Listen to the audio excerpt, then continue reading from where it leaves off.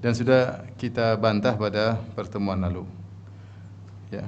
Dan di antara bantahan Allah Subhanahu wa taala sebutkan pada ayat ke-6, "Qul anzalahu alladhi ya'lamu sirra fis samawati wal ardi innahu kana ghafurar rahima." Kata Allah Subhanahu wa taala, katakanlah bahwasanya yang menurunkan Al-Qur'an adalah, katakanlah Muhammad untuk bantah mereka, Al-Qur'an itu bukan karangan saya, bukan hasil kerjasama antara saya dengan sekelompok orang, saya tidak didikte, tetapi anzalahu alladhi ya'lamu sirra, yang menurunkannya adalah Allah yang mengetahui rahasia fis samawati wal ard, di langit dan di bumi. Innahu kana ghafurar rahima, dan dialah Allah yang Maha Pengampun lagi Maha Penyayang. Maksudnya di sini bantahan terhadap tuduhan-tuduhan mereka bahwasanya Al-Qur'an adalah karangan Muhammad dari beberapa sisi. Allah cukup mengatakan yang menurunkan adalah yang mengetahui rahasia langit dan rahasia bumi. Rahasia siapa yang di langit dan rahasia apa yang di bumi. Artinya Allah Subhanahu wa taala mengajak mereka untuk merenungkan. Lihat isi Al-Qur'an. Isi Al-Qur'an isinya pembahasan tentang langit, tentang bumi, tentang kabar-kabar umat-umat terdahulu, tentang masa depan, tentang perkara detail-detail, tentang perkara-perkara yang tidak mungkin diketahui oleh Muhammad. Muhammad itu siapa? Mau tahu semua ini? Mau tahu tentang berita langit, berita bumi, tentang jin, tentang malaikat, tentang masa lalu, tentang masa depan. Allah mengkhabarkan hal-hal yang kemudian terjadi, hal-hal gaib yang kemudian terjadi. Ini yang tahu ini cuma alladzi ya'lamu sirra fis samawati wal ard. Yang tahu ini hanyalah yang mengetahui seluruh rahasia di langit maupun di bumi. Maka ini bantahan telak. Kalau ini karangan Muhammad, Muhammad tak bakalan bisa ngarang seperti ini. Enggak bisa. Kalian tahu, kalian orang cerdas wahai orang Quraisy. Dan isi Al-Qur'an menunjukkan bahwasanya yang membuat ini atau yang menurunkan Al-Qur'an bukanlah manusia. Karena kalau Muhammad terbatas pengetahuannya. Makanya Allah mengatakan ya'lamu sirra fis samawati, dia mengetahui rahasia langit dan rahasia bumi. Maka tidak mungkin Al-Qur'an ini merupakan karangan Muhammad, ya. Ini disebutkan oleh Tabari rahimahullahu taala, ya. Tafsir dari ayat ini bahwasanya firman Allah anzalahu alladzi ya'lamu sirra, yang menurunkan yang mengetahui rahasia langit dan bumi, menunjukkan isi Al-Qur'an ini penuh dengan perkara-perkara yang luar biasa, ya, yang begitu detail. Demikian juga Al-Qur'an kalau kita perhatikan, ya, dan ini konsekuensi dari yang menurunkannya adalah mengetahui segala sesuatu, isinya sangat detail. Saya masalah sains juga ada, masalah medis juga ada, ya. Masalah fisika juga ada, masalah kimia juga ada dalam Al-Qur'an. Kalau kita lihat, yang itu tidak mungkin Muhammad tahu, ya. Nggak mungkin Muhammad tahu masalah-masalah seperti ini. Masalah masalah hal-hal yang terkait dengan sains yang Muhammad jauh dari sallallahu alaihi wasallam, jauh dari ilmu-ilmu seperti ini. Kemudian terkait dengan segala hal, masalah adab, ya, masalah hukum-hukum yang luar biasa, adab-adab Islami, ya. Artinya enggak mungkin, karena Al-Qur'an ini menjelaskan segala hal, ya. Maka tidak mungkin sosok seperti Muhammad bisa menguasai semua ini, ya. Sehingga ini dalil bahwasanya, ya, Al-Qur'an bukan karangan Muhammad sallallahu alaihi wasallam. Berikutnya firman Allah Subhanahu wa taala, juga bantahan berikutnya dari firman Allah, "Qul anzalahu alladzi ya'lamu sirra fis samawati wal ard." Katakanlah wahai Muhammad, bantahlah mereka dengan berkata, yang menurunkan adalah Allah yang mengetahui rahasia langit dan bumi. Yaitu kita tahu orang-orang musyrikin mereka juga percaya terhadap Tuhan. Mereka percaya terhadap Allah Subhanahu wa taala dalam banyak ayat. Wala in sa'altahum man khalaqas samawati wal ard, kalau engkau bertanya kepada mereka siapa yang menciptakan langit dan bumi, la yaquluna Allah, mereka berkata Allah. Wala in sa'altahum man khalaqahum, kalau kau bertanya kepada mereka siapa yang menciptakan mereka, mereka mengatakan Allah. Makanya mereka haji, mereka umrah, nenek moyang mereka yang bangun Ka'bah, nenek moyang mereka adalah Ibrahim alaihissalam dan Ismail, dan mereka orang-orang Quraisy adalah penghuni tanah suci Mekah dan mereka yang mengurusi Ka'bah dari dulu, sehingga mereka percaya namanya Allah Subhanahu wa taala. Maka Rasulullah disuruh bantah oleh Allah, kalau memang kalian percaya Allah Subhanahu wa taala itu ada dan kalian tahu Allah mengetahui segala rahasia langit dan bumi, harusnya kalau ini Quran adalah karangan saya, harusnya Allah turunkan siksaan kepada saya. Kalau ternyata ini Quran hanyalah karangan saya, Allah tahu atau tidak? Tentunya Allah pasti tahu. Kalau ternyata Allah tahu, harusnya Allah akan binasakan saya. Kenapa tidak ada kebinasaan sama sekali, bahkan ditolong oleh Allah Subhanahu wa taala selama Rasulullah berdoa selama 23 tahun.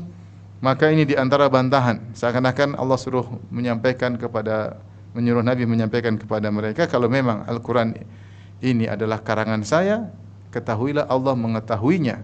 Dan kalau Allah mengetahuinya, maka Allah akan membinasakan saya dan menurunkan hukuman kepada saya. Kemudian juga ayat ini juga menunjukkan di antara yang disebutkan oleh Tahir bin Ashur, bahwasanya firman Allah, "Qul anzalahu alladzi ya'lamu sirra fis samawati wal ard." Katakanlah yang menurunkan Al-Qur'an yang mengetahui rahasia langit dan bumi. Ini secara tidak langsung mengajak mereka untuk mentadabburi Al-Qur'an, mentadabburi, karena Al-Qur'an ternyata isinya sangat luar biasa. Kalian tadabburilah, renungkanlah, benarkah ini perkataan Muhammad? Coba lihat konten dari Al-Qur'an, ya. Kalian hendaknya mentadabburi, dan ini agar mereka mentadabburi isi Al-Qur'an. Kemudian juga ayat ini juga mengandung pemberitahuan bahwasanya mereka ketika menolak Al-Qur'an itu hanyalah karena ngeyel, ya, karena ngeyel. Maka Rasulullah disuruh mengucapkan, "Anzalahu alladzi ya'lamu sirra fis samawati wal ard." Ketahuilah yang menurunkan Al-Qur'an adalah yang mengetahui rahasia langit dan bumi, rahasia seluruh penghuni langit dan rahasia seluruh penghuni bumi. Artinya kalian menolak Al-Qur'an itu, kalian hanyalah karena ngeyel, karena sombong. Kalian tahu tentang kebenaran Al-Qur'an. Kalian tahu. Oleh karenanya orang-orang jujur di antara mereka begitu mendengar Al-Qur'an masuk Islam. Ketika mereka mendengar Al-Quran, mereka masuk Islam, ya. Kenapa mereka menolak Al-Quran? Mereka tahu Al-Quran bukan karangan Muhammad, karena balaghahnya, karena susunannya, karena kontennya. Mereka tahu Al-Quran bukan karangan Muhammad, sehingga mereka dengan mengatakan Al-Quran sihir, hanyalah sihir. Makanya Muhammad kalau baca orang tersihir. Dan mereka tahu itu bukan sihir. Sihir ada jampi-jampinya, ada aturannya, bukan sihir. Jimat-jimat ada aturannya, ya. Sehingga sebenarnya hati mereka tahu bahwasanya Al-Quran itu benar. Dari sini Allah mengatakan, sampaikanlah kepada mereka, wahai Muhammad, Allah tahu rahasia hati mereka. Dialah yang mengetahui rahasia langit dan bumi. Jadi kalau mereka mau nolak, hanyalah karena kedustaan, wahai Muhammad, tapi mereka ngeyel terhadap ayat-ayat Allah Subhanahu wa taala. Jadi di sini karenanya di akhir ayat Allah mengatakan, "Innahu kana ghafurar rahima." Sungguhnya Allah itu Maha Pengampun lagi Maha Penyayang. Setelah firman Allah, "Qul anzalahu alladzi ya'lamu sirra fis samawati wal ard, innahu kana ghafurar rahima." Katakanlah Muhammad, sungguhnya yang menurunkan Al-Qur'an adalah zat yang mengetahui rahasia langit dan rahasia bumi, rahasia penghuni langit, rahasia penghuni bumi, rahasia perbuatan Muhammad dan rahasia isi hati kalian. Allah tahu kalian hanyalah karena ngeyel dan sombong. Sebenarnya isi hati kalian mengakui kebenaran Al-Quran. Maka bertobatlah, isyarat untuk bertobat. Kalau kalian bertobat, innahu kana ghafurar rahima, sungguhnya Allah Maha Pengampun lagi Maha Penyayang. Inilah kenapa di akhir ayat Allah mengatakan innahu kana ghafurar rahima. Ya, Allah tahu kalian hanyalah sombong dan angkuh. Padahal nurani kalian tahu Al-Quran adalah benar, diturunkan dari Allah Subhanahu wa taala. Maka bertobatlah, jangan ikut kesombongan kalian, jangan ikut keangkuhan kalian, karena Allah Maha Pengampun lagi Maha Penyayang. Dan kita tahu betapa banyak orang menolak kebenaran bukan karena dia mendustakannya, tapi karena duniawi, karena kesombongan, karena keangkuhan, karena malu, karena apa, sehingga dia menolak kebenaran. Padahal nuraninya tahu hal itu adalah kebenaran. Tapi kalau dia nolak dengan alasan berbagai macam alibi dan berbagai macam dalil, Allah mengetahui isi hati manusia. Maka ini peringatan bagi kita, kalau kita tahu kebenaran jangan kita tolak, kita berusaha menerima, apalagi kebenaran dari Al-Quran dan Sunnah, ya. Taib, ini ayat yang ke-6. Kita lanjut ayat yang ke-7. Jadi selesai tuduhan mereka terhadap Al-Quran dan bantahan terhadap mereka. Ya, bahkan Allah mendikte bagaimana cara bantah mereka. Allah mengatakan, katakanlah yang menurunkan Al-Quran adalah yang mengetahui rahasia langit dan bumi, bukan saya Muhammad. Apalagi ngajak orang-orang ngarang Al-Quran. Saya ini siapa? Ilmu saya cetek, tahu dari mana tentang masalah isi Al-Quran yang luar biasa? Dari mana saya bisa ngarang seperti ini? Kalian berenungkanlah. Kalian hendaknya tadabbur Al-Quran. Lihat bagaimana. Kalian bertobatlah, seakan-akan bertobatlah. Kalian tahu ini bukan karanganku. Kalian tahu saya siapa? Saya sejak kecil tidak bisa baca, tidak bisa tulis. Saya dulu main sama kalian, Abu Jahal teman saya. Gimana saya bisa ngarang seperti ini? Kapan saya kumpul-kumpul sama teman-teman kemudian bikin Al-Quran? Teman-teman saya mana yang kumpul-kumpul ngarang Al-Quran mana? Kalian tahu, itu semua hanyalah kesombongan kalian. Maka bertaubatlah, sungguhnya Allah Maha Pengampun lagi Maha Penyayang.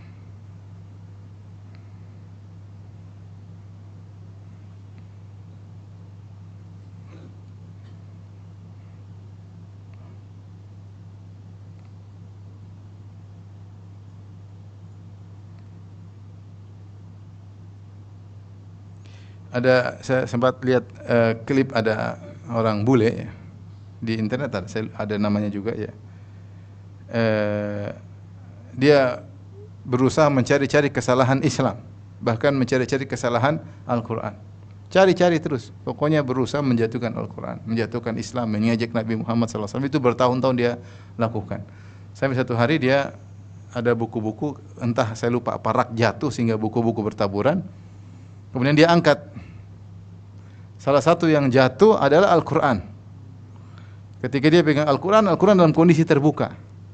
Ketika kondisi terbuka, matanya langsung lihat satu ayat. Ayat tersebut dalam surat Al-Hajj ayat 22. Yang maknanya, atau Allah berfirman, فَإِنَّهَا لَا تَعْمَلْ أَبْصَارُ وَلَكِنْ تَعْمَلْ قُلُوبُ الَّتِي فِي الصُّدُورِ. Sungguhnya yang buta bukanlah mata, tetapi yang buta adalah hati. Ketika dia lihat ayat itu, subhanallah, Allah mentakdirkan dia lihat ayat itu, dia menyadari inilah kondisi saya sebenarnya. Sebenarnya saya tahu kebenaran Islam, tapi bukan mata saya yang buta, tapi hati saya yang buta. Akhirnya masuk Islam. Jadi maksud saya, banyak orang tahu kebenaran Al-Quran, kebenaran Islam, tapi karena hawa nafsu, karena dunia, karena jabatan, karena kedudukan, sehingga menolak. Contoh nyata Heraklius. Heraklius sudah tahu kebenaran Islam, bahkan menanti-nanti kedatangan Nabi Muhammad SAW. Bahkan dia berkata kepada Abu Sufyan, kalau saya mampu saya akan datangi Muhammad, saya akan cuci kedua kakinya. Dia bilang begitu. Dia sudah ngaku, ini Rasul yang saya tunggu-tunggu. Saya tidak menyangka dari kalian, saya menyangka Rasul dari kalangan Bani Israel. Ya, subhanallah, ketika datang perintah Rasulullah untuk dia beriman, dia kumpulkan anak buahnya. Dia bilang, bagaimana menurut kalian kalau kalian membaiat Nabi yang baru ini? Maka mereka memberontak. Mereka tidak terima. Akhirnya dia mengatakan, saya cuma ngetes iman kalian. Akhirnya dia tetap kafir. Kafir. Makanya ketika perang Tabuk, Rasulullah SAW kirim pasukan, dia nggak berani muncul. Dia tahu yang dia hadapi adalah seorang Nabi.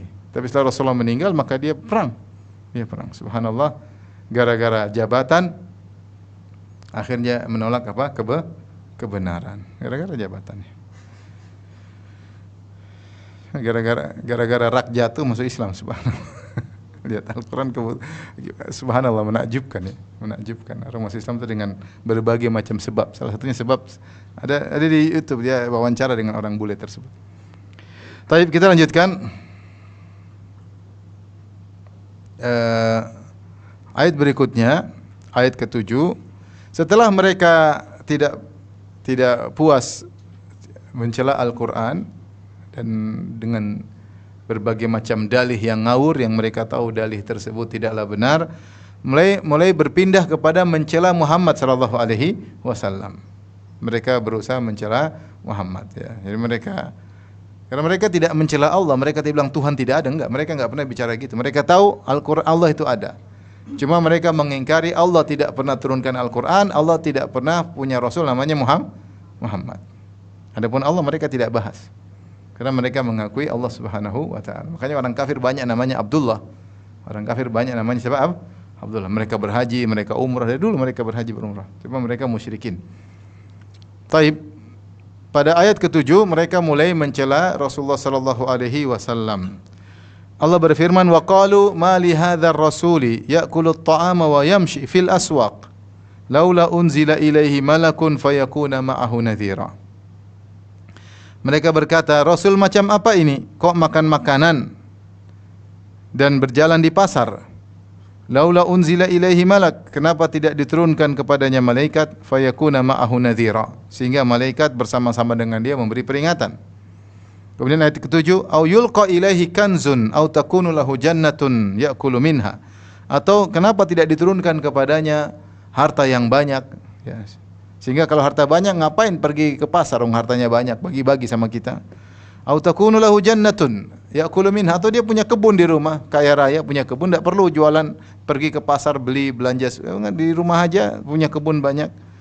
Wa qala adh-dhalimuna in tattabi'una illa rajulan mashura, maka berkata orang-orang zalim, sungguhnya yang kalian ikuti hanyalah seorang lelaki yang tersihir. Mulai mereka mencela Muhammad sallallahu alaihi wasallam, ya.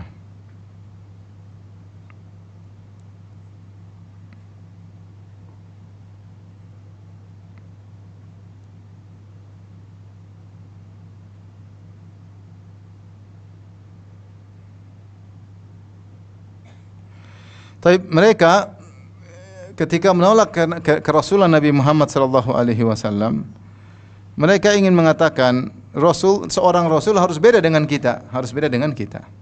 Kenapa rasul sama seperti kita? Apa spesial dia? Dia makan seperti kita makan. Ya'kulu mimma ta'kuluna minhu wa yashrabu mimma tashrabun. Sama seperti Nabi Hud ketika kaumnya menolak Nabi Hud, mereka berapa Hud Nabi? Makan seperti kita makan, minum seperti kita minum. Kita ingin Rasul tidak seperti kita. Kemudian Rasul ngapain ke pasar? Jual beli barang, jualan, belanja. Rasul cari makan, jalan-jalan di pasar. Sehingga mereka menjadikan dalil bahwasanya seorang Rasul tidak boleh seperti manusia biasa, ya. Dan ini makanya mereka mengatakan, kenapa tidak ada malaikat turun kepadanya, atau diturunkan harta kepadanya, atau punya kebun, ya. Oleh karenanya mereka sering mengatakan demikian. Seperti dalam surat Al-Isra, mereka mengatakan, lan nu'mina laka hatta tafjura lana minal ardi yanbu'a, aw takuna laka jannatun min nakhilin wa 'inabin fatufajjira al-anhara khilalaha tafjira, aw tusqita as-samaa'a 'alaina kisafan, aw tarqa fi as-samaa'i walan aw takuna laka jannatun min nakhilin, ya, wa 'inabin fatufajjira al-anhara khilalaha tafjira. Dalam surat Al-Isra mereka mengatakan, kami tidak akan beriman kepada engkau Muhammad sampai kau keluarkan kota Mekah ini keluar banyak mata air, ya. Atau kau punya kebun, ada kebun korma, ada kebun anggur, fatufajjiral anhara khilalaha tafjira, kemudian di tengah-tengah kebun tersebut ada sungai mengalir. Jadi mereka bilang, Muhammad, kalau kau ingin diakui sebagai nabi, rubah kota Mekah jadi puncak Bogor, maksudnya. Mereka ingin Mekah seperti puncak Bogor, ada kebun korma, ada kebun ini, ada sungai di tengah-tengahnya, ya. Au ayakuna laka baitun min zukhrufin, atau kau punya rumah yang mewah terbuat dari emas, ya. Ya. Au tarqa fis sama. Jadi mereka ingin Nabi sallallahu alaihi wasallam kalau mau jadi diakui sebagai seorang rasul harus beda, tidak boleh seperti model Muhammad yang mereka lihat. Ini tentunya tidak harus seperti itu, ya. Pertama kita ingin jelaskan bantahannya. Justru ketika Allah menurunkan atau mengutus seorang rasul dari kalangan manusia adalah nikmat. Laqad manallahu 'alal mu'minina idz ba'atsa fihim rasulan min anfusihim. Kata Allah Subhanahu wa taala, sungguh Allah beri karunia kepada orang-orang beriman ketika mengutus seorang rasul dari jenis mereka. Dalam ayat yang lain kata Allah, laqad ja'akum rasulun min anfusikum azizun 'alaihi ma 'anittum harisun 'alaikum bil mu'minina raufur rahim. Telah datang seorang rasul dari jenis kalian, yaitu manusia seperti kalian. Dari apalagi orang Arab waktu itu, ya. Azizun 'alaihi ma 'anittum, yang merasa berat apa yang beratkan kalian. Harisun 'alaikum, yang semangat agar kalian mendapat petunjuk. Bil mu'minina raufur rahim, sangat sayang kepada kaum mukminin dan sangat lembut. Tapi kalau nabi dari kalangan malaikat tidak bisa dicontoh, tidak bisa dicontoh. Tapi seorang rasul dari kalangan manusia itu yang bisa dicontoh. Yang rasul tersebut, ya, qul innama ana basyarun mithlukum yuha ilayya. Katakanlah aku hanyalah seorang manusia seperti kalian, hanya saja aku diberi wahyu. Jadi di antara karunia justru rasul dari kalangan manusia agar bisa dicontoh. Makanya Allah mengatakan laqad kana lakum fi Rasulillah uswatun hasanah. Sungguh pada diri Nabi ada uswah hasanah. Nah, kalau dia malaikat gimana kita meniru? Rasulullah turun diutus seorang manusia memberi teladan dalam kehidupan rumah tangganya, dalam kehidupan kesehariannya, dalam kehidupan bertetangganya, dalam ibadahnya, maka hikmah sangat banyak. Tapi kalau malaikat sudah nggak bisa, kita gimana mau niru malaikat? Ya, bagaimana mau niru malaikat? Jadi justru dengan seorang Rasul dari kalangan manusia, justru itulah hikmah yang sangat agung, itulah karunia. Makanya Allah mengatakan laqad mannallahu 'alal mu'minina idz ba'atsa fihim rasulan min anfusihim. Sungguh Allah telah memberi karunia kepada kaum mukminin ketika mengutus seorang rasul dari jenis mereka sendiri. Kemudian yang kedua, mereka ingin rasul kalau bisa di kalangan malaikat ya. Makanya dalam surat Al-Isra kata Allah Subhanahu wa taala setelah mereka minta agar Rasulullah punya kebun, Rasulullah menjadikan kota Mekah seperti seperti apa tadi? Seperti puncak Bogor. Ya. Au yakuna laka baitun min zukhrufin aw tarqa fis sama' wa lan nu'mina liruqiyyika hatta tunazzila alaina kitaban naqra'u. Kata Allah, "Qul subhana rabbi." Katakanlah wahai Muhammad, subhana rabbi, maha suci Rabbku, hal kuntu ila basyara rasul. Aku hanyalah manusia yang diutus. Aku bukan malaikat. Aku bukan malaikat. Yang kedua, seandainya Muhammad sallallahu alaihi wasallam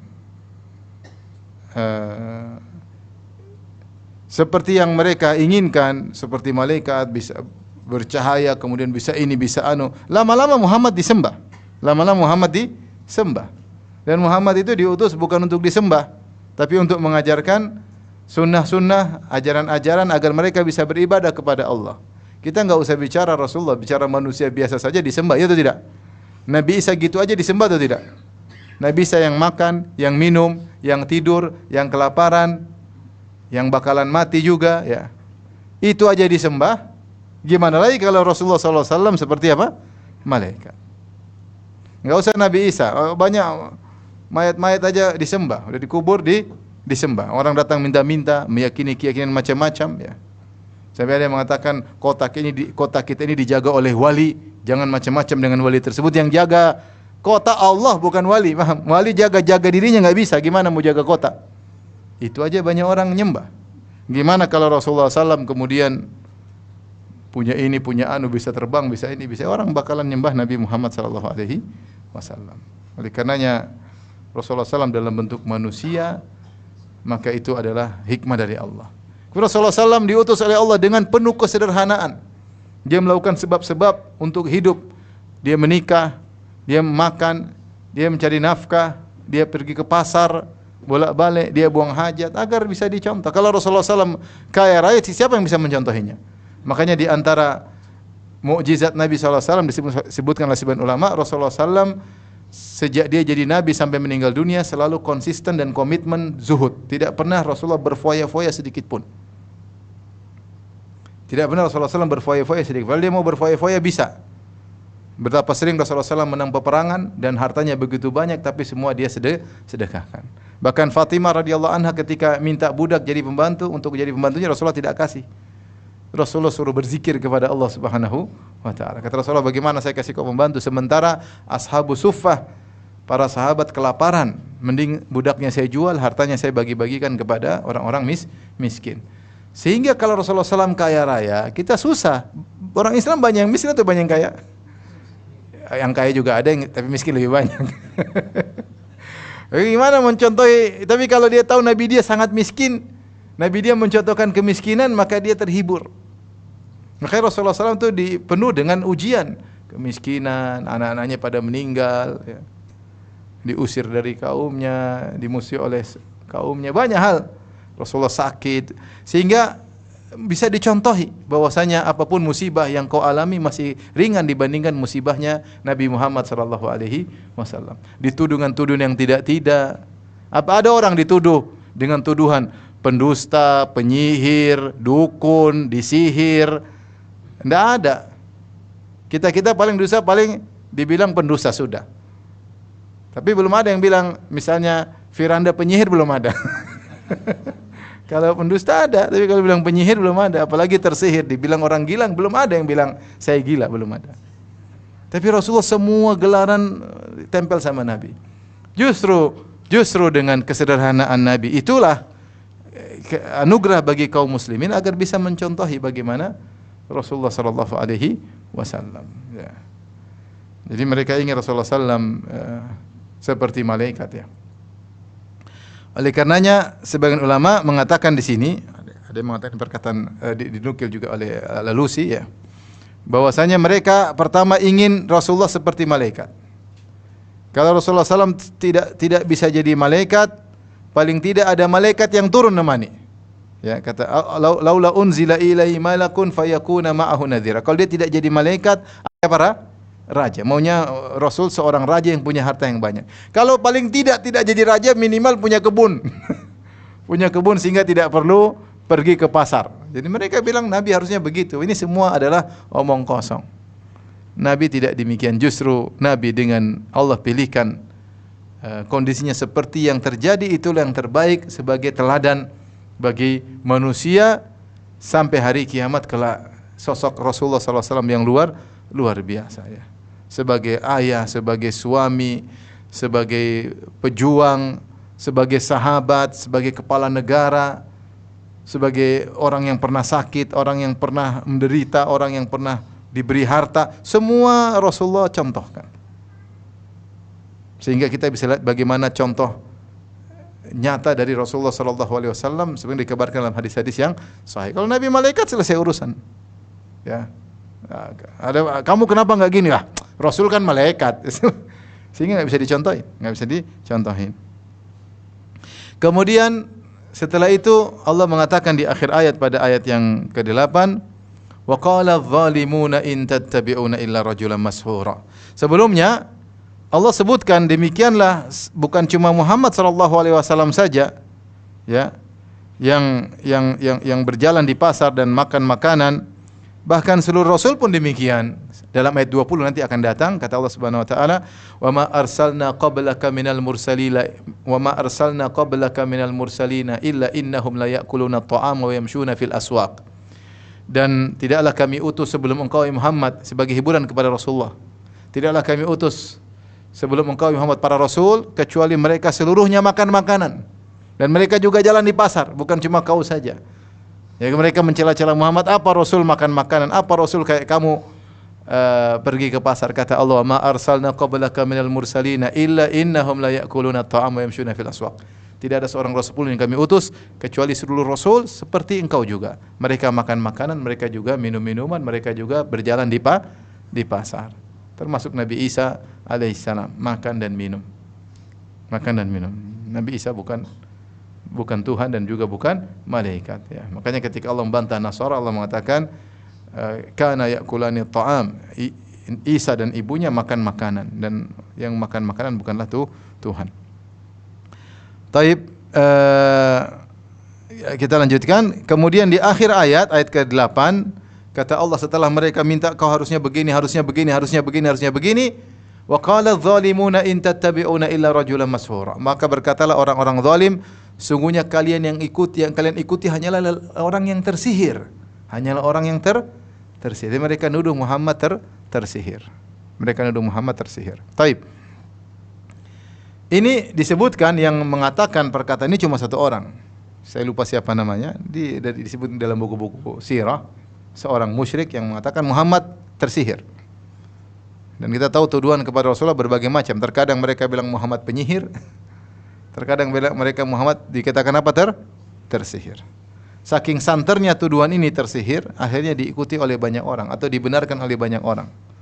Makanya Allah menyandarkan, meskipun yang ngomong satu orang, tetapi Allah mengatakan wa qala adh-dhalimuna, berkata orang-orang zalim. Allah gunakan dalam bentuk jamak untuk menunjukkan perkataan ini diterima oleh orang-orang Quraisy, meskipun pencetusnya cuma satu orang. Dan ini hati-hati, bisa jadi pelaku maksiat cuma satu orang, namun ketika yang lain ikut menerima, membenarkan, maka hukumnya sama. Sama seperti Salih bin Qudar. Salih bin Qudar dia yang membunuh ontanya Nabi Saleh. Idzim ba'asha athqaha. Ketika bangkit orang yang paling celaka di antara mereka, kemudian dia bunuh onta Nabi Saleh. Tetapi ketika yang bunuh meskipun satu orang, Allah menyandarkan perbuatan tersebut kepada banyak orang. Kata Allah, fa'aqaruha, ya. Kata Allah, mereka pun menyembelih atau membunuh ontanya Nabi Saleh. Allah menggunakan lafal jamak. Kenapa? Meskipun yang eksekutor cuma satu orang, tetapi disepakati oleh yang lainnya. Maka yang lainnya juga kena dosa. Meskipun yang melakukan satu orang. Sama seperti ini, wa qala adh-dhalimuna, yang bilang Muhammad tersihir satu orang, tetapi disepakati oleh yang lainnya, maka Allah menyandarkan kepada mereka semuanya. Wa qala adh-dhalimuna, orang zalim, karena mereka setuju, mereka setuju. Saking tersebarnya Muhammad tersihir, datanglah seorang sahabat namanya Al-Dhimat, ya, Al-Azdi, yang dia pernah datang kepada Rasulullah, dia masih kafir, dia niat baik, dia ingin menyembuhkan Rasulullah sallallahu alaihi wasallam. Dia mengatakan, Rasulullah, saya dengar kau tersihir, saya dengar kau gila, ya. Saya ingin menyembuhkan engkau. Ya, saking terkenal Rasulullah tersihir dan apa gila, ya. Sampai ada datang ingin mengobati Nabi, punya baca-bacaan ingin mengobati Nabi, ya. Bayangkan ada seorang dai berdakwah terus datang bilang, Ustaz, saya dengar antum gila, Ustaz, ya. Saya ingin mengobati antum, Ustaz. Ini saya bawa obat-obatan, kira-kira gimana? Menyedihkan, ya. Artinya Rasulullah dikatakan orang yang tersihir. Demikianlah mereka bingung. Mereka bilang Rasul tersihir, mereka mengatakan juga Rasulullah penyihir. Kata mereka, wa qala adh-dhalimuna in tattabi'una illa rajulan masura. Dan Allah mengatakan, berkata orang-orang zalim, karena mereka berbuat zalim, mereka tahu Muhammad tidak tersihir.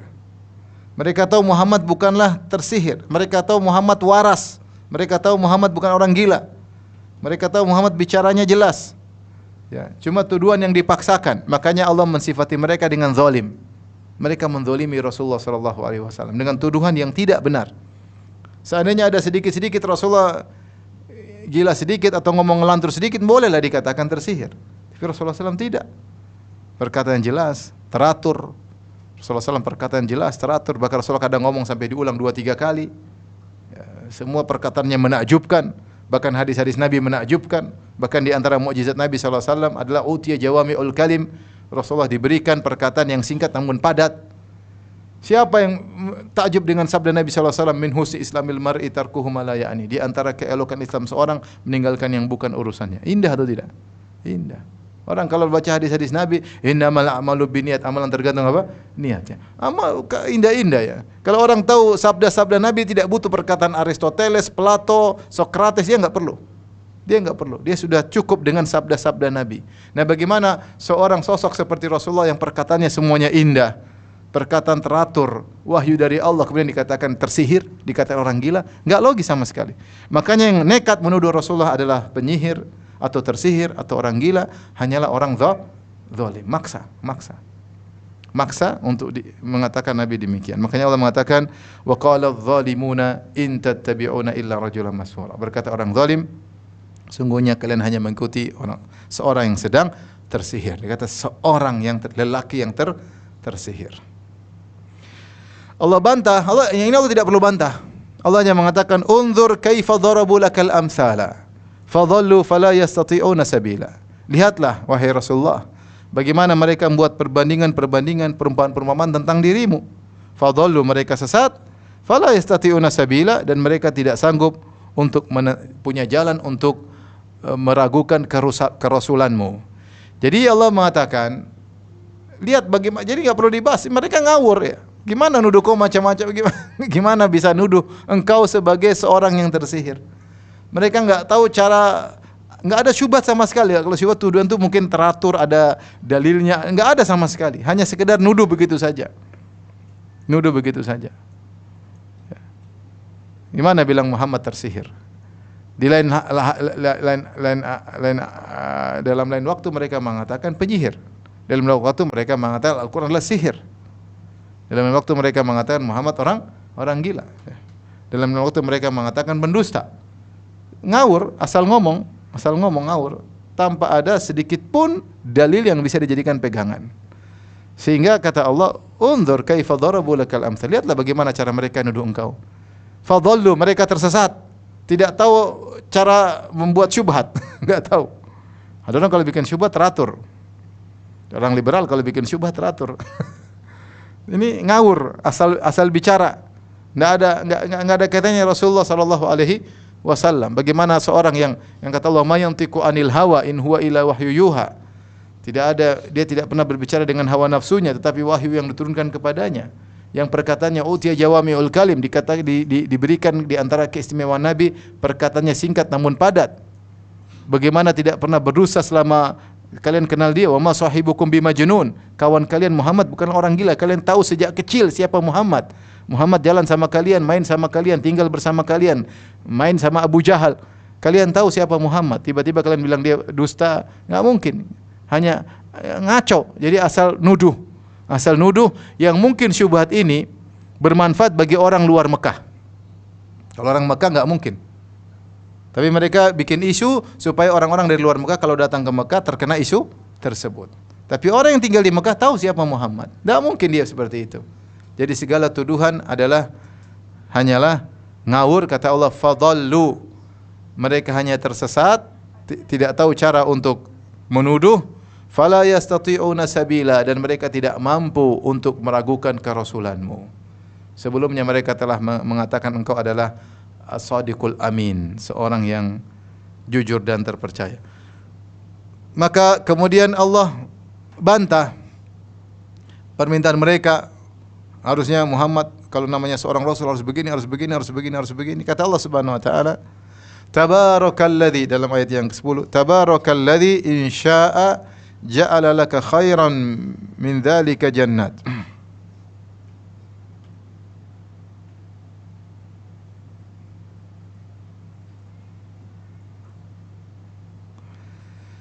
Yaitu Maha Suci Allah, yang jika Dia menghendaki niscaya akan dijadikannya bagimu yang lebih baik dari yang demikian. Jannatin tajri min tahtihal anhar wa ja'alaka qusura. Maka Allah akan jadikan di dunia ini kalau Allah mau, Allah jadikan bagi engkau ya Rasulullah taman-taman lebih daripada yang mereka inginkan, dan Allah jadikan bagi engkau istana-istana lebih daripada apa yang mereka inginkan, ya. Lebih dari apa yang mereka inginkan. Tetapi tidak perlu, karena mereka, taruhlah Allah kasih itu semua, mereka tetap tidak akan beriman. Permintaan mereka itu pertama tidak ada kaitannya dengan seorang rasul. Seorang rasul tidak harus demikian. Yang kedua, kalaupun Allah jadikan Muhammad kaya raya, toh mereka tidak bakalan beriman kepada Muhammad. Jadi, tapi Allah tidak berkehendak, karena ada hikmah Allah menjadikan engkau ya Rasulullah sebagaimana engkau, bukan kaya raya, bukan punya istana, bukan macam-macam. Di antara hikmahnya agar engkau bisa diteladani. Agar engkau bisa diteladani. Agar mengingat bahwasanya dunia ini hanyalah sementara. Agar umatmu tahu bahwasanya dunia hanyalah sementara. Agar engkau diuji, dan umatmu tahu bahwasanya umat Muhammad pun akan diuji. Ya. Kalau ternyata Rasulullah SAW semua keinginan orang kafir dipenuhi, maka tidak ada namanya ujian. Bukankah hidup ini ujian? Kalau ternyata Abu Jahal pengen ini, Rasulullah kabulkan. Rasulullah kayak Tuhan. Abu Jahal minta ini, iya. Abu Lahab minta ini, iya. Rasulullah. Terus ya, berarti Rasulullah seperti itu Tuhan. Seperti Tuhan berarti tidak ada ujian. Padahal Allah ciptakan manusia untuk diuji. Maka sosok Nabi yang pantas untuk dijadikan ujian ya sosok Muhammad SAW.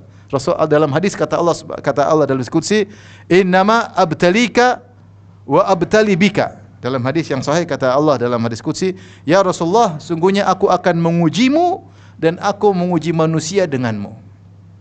Aku akan mengujimu, dan Rasulullah penuh dengan ujian. Subhanallah, hidup dengan penuh ujian. Wa abtali bika, dan aku akan menguji manusia denganmu. Kalau Muhammad ternyata semua yang orang minta dia kasih, Muhammad bukan ujian.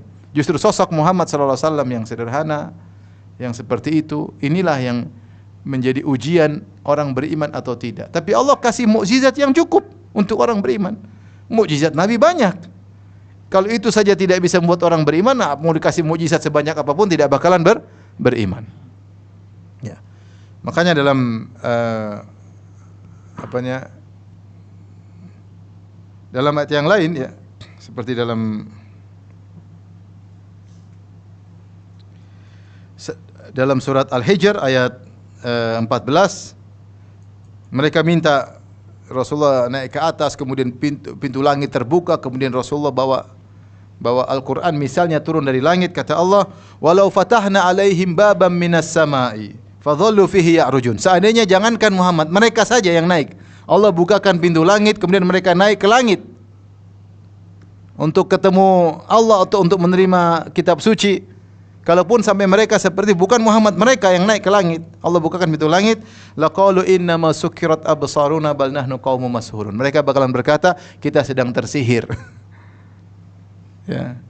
Kita sedang dibuat, mata kita sedang tertutup dan kita sedang tersihir. Maksudnya apapun yang Allah kasihkan, mereka tidak bakalan beriman. Makanya Allah mengatakan, kalau Allah berkehendak mudah wahai Muhammad. Mau kasih kau macam-macam mudah, cuma aku tidak mau kasih engkau seperti itu karena akan menghilangkan hikmah ujian. Akan menghilangkan hikmah ujian. Contoh, Rasulullah SAW pun ketika perang ada saatnya menang, ada saatnya kalah. Ada saatnya ada yang selamat, ada banyak yang meninggal dunia. Kalau setiap pasukan pasti menang, tidak pernah kalah, tidak ada yang mati, tidak ada ujian. Semua orang akan masuk Islam. Paham enggak? Kalau semua orang Islam pasti kaya raya, semua orang akan masuk Islam. Maka hilanglah nilai ujian di atas muka bumi ini. Padahal kita diciptakan untuk diuji. Antum bayangkan misalnya ada pasukan Islam, pasti menang, tidak ada yang mati, musuh pasti kalah. Semua orang masuk Islam enggak? Masuk Islam. Semua orang Islam pasti kaya raya, enggak ada yang miskin, semua orang masuk Islam enggak? Masuk Islam. Tetapi demikianlah Allah jadikan terkadang menang, terkadang kalah. Ada yang menang, ada yang meninggal dunia mati syahid. Terkadang kaya, terkadang miskin, terkadang jaya, terkadang terkena musibah, berbagai macam, ya, sehingga nilai ujian tetap ada. Kalau Muhammad ternyata sallallahu alaihi wasallam diberikan kekayaan yang kaya raya, maka hilang nilai ujian. Kemudian Allah jelaskan pada ayat 11, bal kadzdzabu bis-saah, tetapi pada hakikatnya mereka telah mendustakan hari kiamat. Ini sebenarnya mereka tuh ngomong ngalor ngidul, tuduh sana sini. Intinya mereka ingin mendustakan hari kiamat. Bahwasanya hari kiamat tidak ada. Seakan-akan sudah terpatri dalam diri mereka hari kiamat mustahil. Seperti dalam firman Allah Subhanahu wa taala, "Qul man yuhyil 'idhama wa hiya ramim." Ya. Ketika seorang dari mereka berkata, "Man yuhyil 'idhama wa hiya ramim." Siapa yang bisa menghidupkan tulang belulang lagi padahal sudah hancur lebur? Ini logika menurut mereka enggak masuk akal. Dan logika ini sudah terpatri dalam diri mereka, sulit untuk mereka tolak, sehingga semua ayat-ayat terkait di hari kiamat mereka mengatakan tidak mungkin.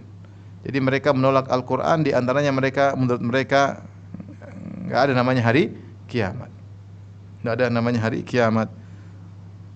Kata Allah Subhanahu wa taala, jadi kata Allah, bal kadzdzabu bis-saah, sungguhnya mereka itu nolak itu hanya karena mereka tidak mau mengakui adanya hari kiamat. Mereka tidak mau dibangkitkan. Ya.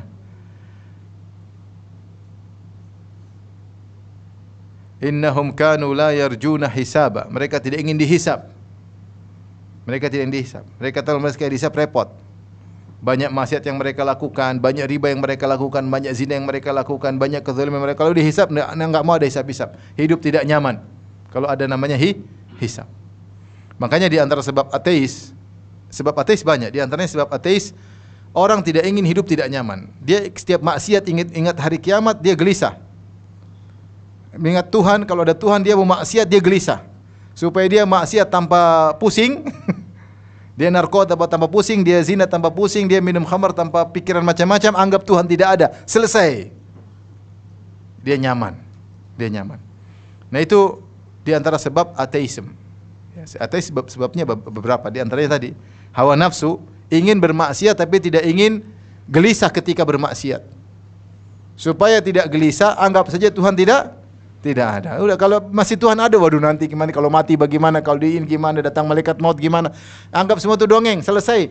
Pokoknya Tuhan tidak ada, malaikat enggak ada, semua dongeng.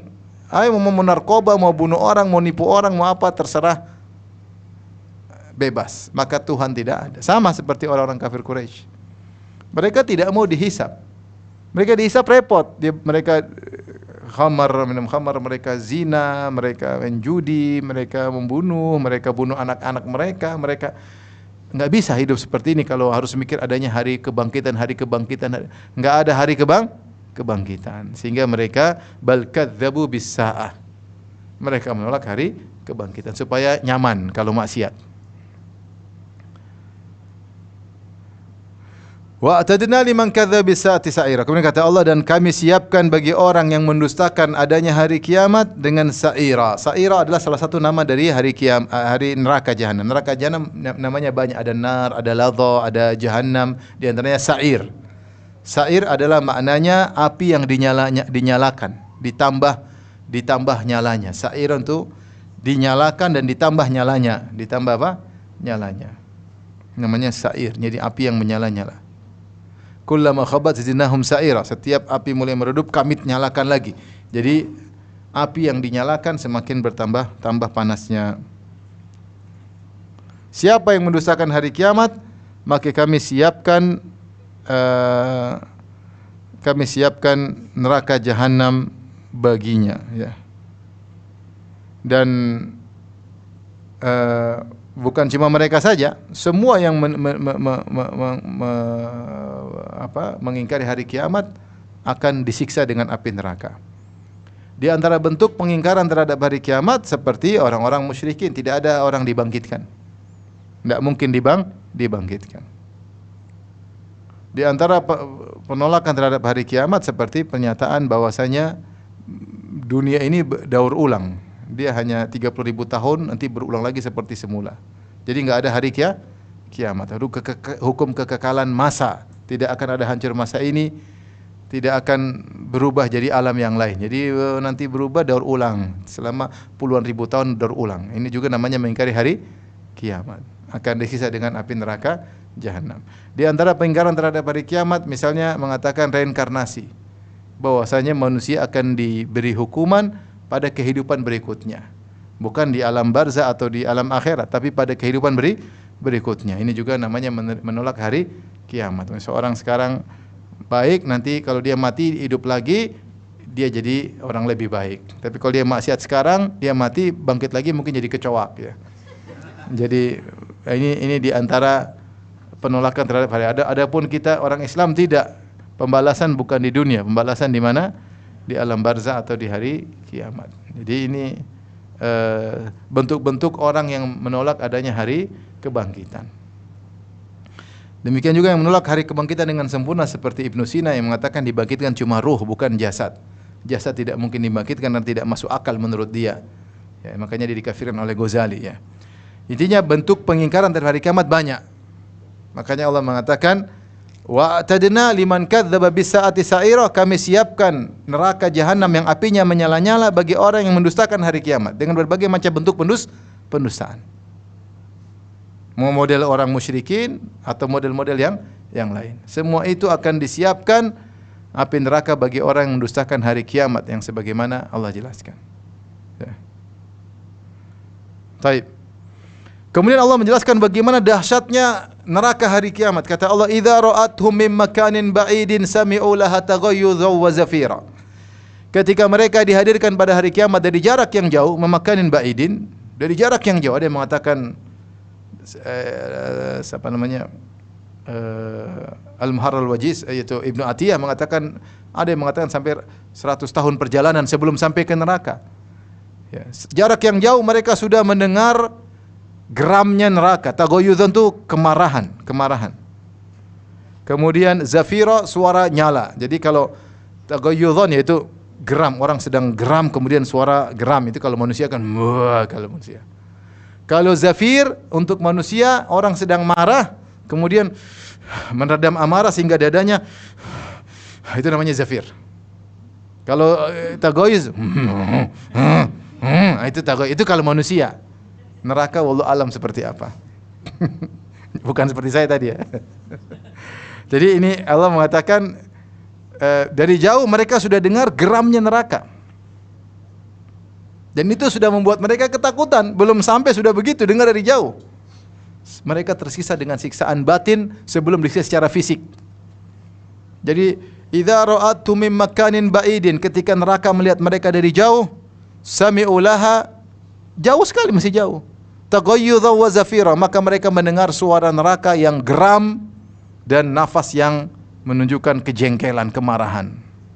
Keluar dari dada, itu kalau manusia. Neraka seperti apa enggak tahu. Makanya dalam ayat yang lain, dalam kata Allah, takadu tamayyazu minal ghaiz, hampir-hampir neraka lepas, saking ngamuknya, marah ketika lihat ada orang masuk neraka, dia ingin lepas, ingin mengambil orang tersebut sebelum tiba. Apinya ingin mencelat kemudian mengambil orang tersebut. Ini saking ngerinya neraka jahanam. Beda dengan surga. Surga dari jauh sudah tercium wanginya, ya enggak? Surga sama, neraka modelnya begitu, surga juga demikian. Kalau surga, orang masuk surga 40 tahun perjalanan atau sekian tahun perjalanan sudah tercium aroma wangi surga, ya. Saya sering sampaikan seperti kalau kita ke Masjid Nabawi, belum sampai gerbang Masjid Nabawi dari jauh sudah terasa AC-nya, ya enggak? Apalagi musim panas. Baru 30 meter sudah belum masuk. Di surga puluhan tahun perjalanan sudah tercium wanginya. Neraka pun demikian. Dari jarak yang jauh sudah terdengar geramannya, kemarahannya, amukannya, siap membakar. Sampai lepas-lepas itu neraka, apinya ingin mencelat, ingin mengambil manusia untuk segera dibakar. Mengerikan. Maka Allah mengatakan, inilah sa'ira wa atadna liman kadzdzaba bisaati sa'ira, aku siapkan bagi orang yang mendustakan hari kiamat neraka yang apinya menyala-nyala, karena sa'ir namanya api yang menyala-nyala. Di antara dampak dari apinya yang menyala-nyala berkobar, dari kejauhan sudah terdengar suara geraman neraka, ya. Dan neraka sebagai dalam Al-Qur'an disebutkan dia berbicara. Ketika Allah mengatakan yauma naqul li jahannam halim talati wa taqulu hal min mazid. Hari di mana kami bertanya kepada neraka, kau sudah penuh belum wahai neraka? Kata neraka, hal min mazid, masih ada tambahan enggak? Kapling masih luas ya Allah. Ada tambahan enggak? Kapling masih luas. Ini neraka marah, neraka bicara. Kemudian kata Allah Subhanahu wa taala, "Wa idza ulqu minha makanan dayyiqan muqarranina da'u hunalika thubura."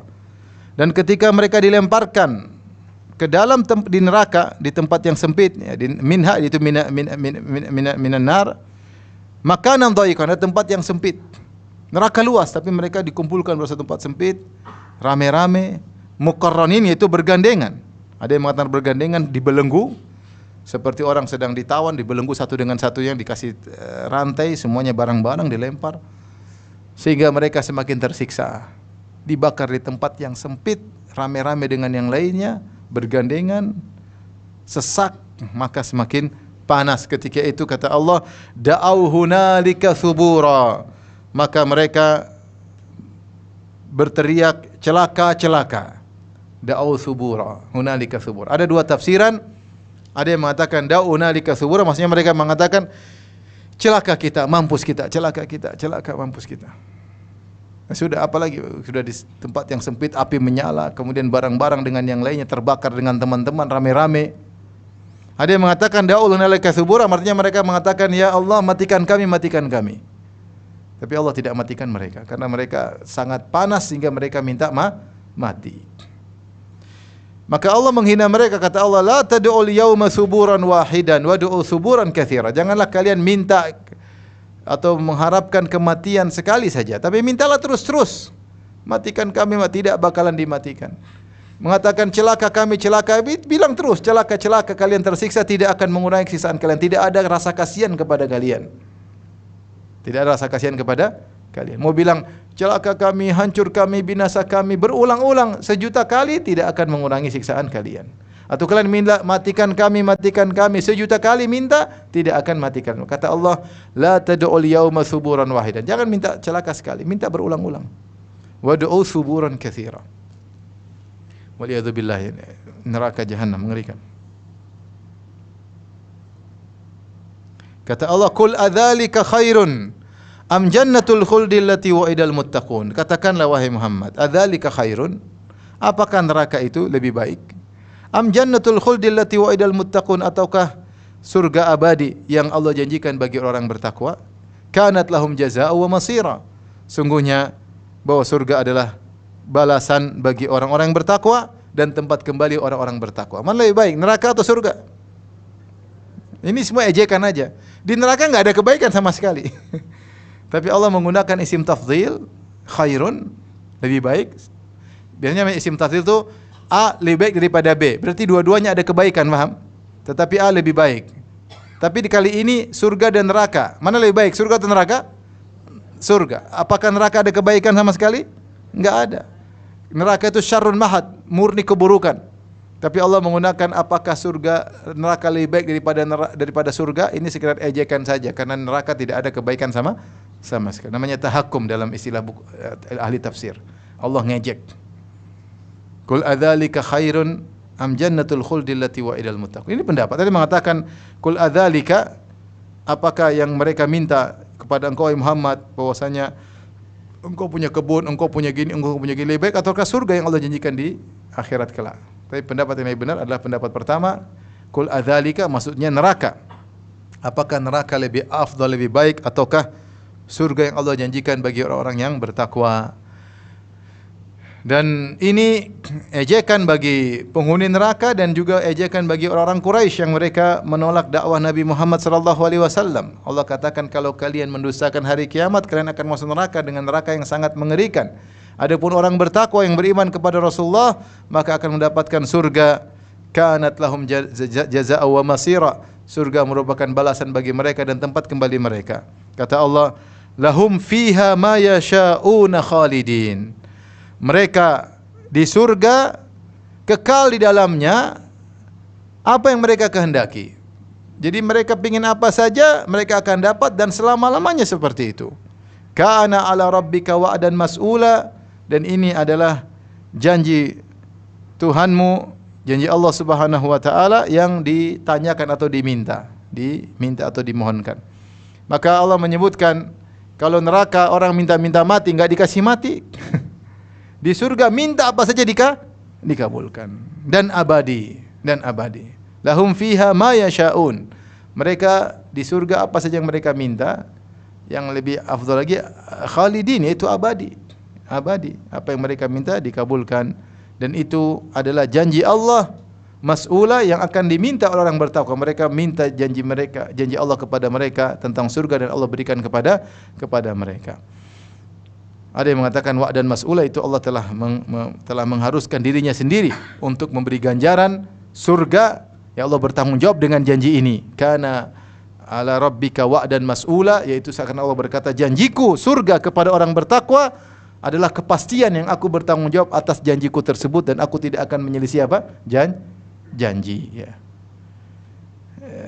Tentunya seorang beramal soleh sebanyak mungkin agar bisa meraih surga, karena di surga apa yang kita inginkan akan dikabulkan oleh Allah Subhanahu wa taala. Bahkan orang yang tidak punya anak pengen punya anak, Allah kasih. Kata Rasulullah sallallahu al-mu'min in ishtaha waladan, seorang mukmin kalau ingin punya anak maka Allah kasih anaknya tersebut, yaitu himluhu wa sinnuhu, maka dia hamilnya dan besarnya dalam sekejap. Ya, sekejap tahu-tahu sudah, tidak tunggu hamil 9 bulan ibu-ibu, kelamaan.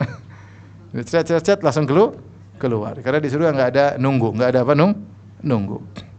Tapi kalau pengen punya anak, kalau enggak punya, enggak pengen ya enggak apa-apa ya.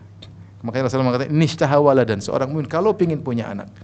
Kalau tidak juga enggak ada masalah. Pingin apa saja dikabulkan. Sampai dalam hadis ada seorang badui, Rasulullah mengatakan inna rajulan min ahlil jannah, ada seorang dari penghuni surga ingin bercocok tanam. Ista'dzana rabbahu fi zara', dia minta izin kepada Allah untuk bercocok tanam, maka Allah berkata alaysa fi ma syi'ta, alasta fi ma syi'ta, bukankah kau minta apa saja dikabulkan? Bala, tentu. Kenapa minta bercocok tanam? Masih banyak nikmat yang lain, ngapain minta apa? Bercocok tanam. Kata dia, walakinni uhibbu an azra', tapi saya ingin bercocok tanam. Nostalgia, pengin masa lalunya. Kata Rasulullah, kata Allah, silakan. Ketika dia ambil benih, dia taruh, sebelum dia mengedipkan matanya, tiba-tiba tumbuh, tiba-tiba panen setinggi gunung.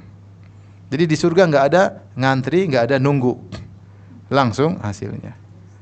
Kemudian ada seorang Arab Badui ketika mendengar hadis Nabi, dia mengatakan ini pasti Quraisy atau siapa dia ini yang minta-minta bercocok tanam, pasti orang-orang ini ya. Adapun kami tidak ya. Jadi kalau ada orang di surga nanti kita dengar minta gudeg, kayak orang Jogja pasti. Ya Allah, aku minta gudeg. Bukankah masih banyak makanan yang lain? Jadi pingin makan gudeg ya Allah. Ada yang tanya sama saya, Ustaz, kalau saya pengen main bola di surga, bisa nggak? Bisa. Iya, tapi main sama siapa? Yang kedua, belum tentu sampai sana kok pengen main bola. Belum tentu. Tapi kalau pengen main bola akan dikabulkan.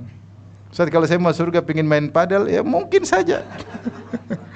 Pokoknya minta apa saja Allah kabulkan ya. Tapi apakah kau sampai sana masih mikirin itu? Wallahu a'lam. Itulah nikmat surga dan itu abadi selama-lamanya. Oleh karena seorang jangan malas-malasan, bersemangat untuk beramal saleh dan menghindari kemaksiatan. Tapi demikian saja kajian kita. Insyaallah kita lanjutkan pada pertemuan berikutnya. Kalau ada yang bertanya saya persilahkan. Wallahu taala alam bisawab.